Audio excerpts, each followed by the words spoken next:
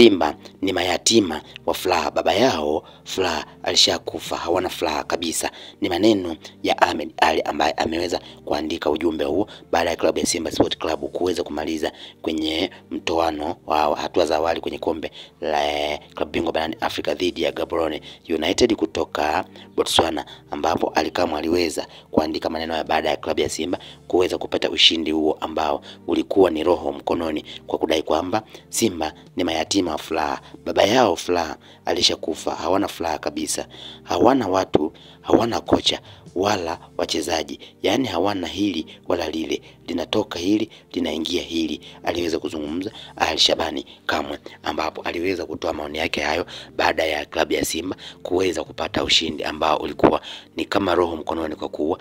pressure ilikuwa zaidi kwa mashabiki ambao wengi walitegemea huenda Simba ingeweza kutolewa na Gaborone United baada ya klabu ya Simba Sport Club kuweza kupata ushindi wa goli moja wakiwa kule Botswana dhidi ya Gaborone United. Basi mchezo ambao ulikuwa unafuata ulikuwa ni mchezo ambao Simba alikuwa uwanja wa nyumbani wa Benjamin Mkapa, ambao katika uwanja huo basi Simba alikuwa kwanza kupata goli kupitia mkwaju wa penalty ulipiga na Jean Charles Ahoua, na baadaye nao Gaborone wakaweza kupata goli kupitia mkwaju wa penalty, ambapo hapo ilikuwa Gaborone waweze kushinda magoli mawili tu dhidi ya Simba, ndipo hapo walikuwa na uwezo wa kusonga mbele, na ndipo ambapo pressure zikawa kubwa zaidi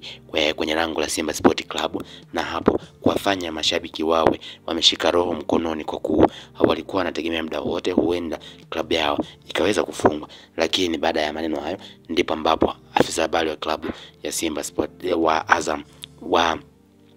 Yanga Ally Shabani Kamwe akaweza kuandika maneno hayo kwa kudai kwamba huenda Simba wakawa ni mayatima wa kukosa vitu vingi, kwa kuwa wameweza kukosa furaha, yani furaha yao ilishakufa, huku akidai kwamba hawana watu ambao wanaweza kuwapa furaha, lakini hawana kocha wala hawana wachezaji, yani hawana hili wala lile. Kwa hiyo wao furaha yao ilishaondoka au ilishakufa, hivyo ni mayatima wa furaha.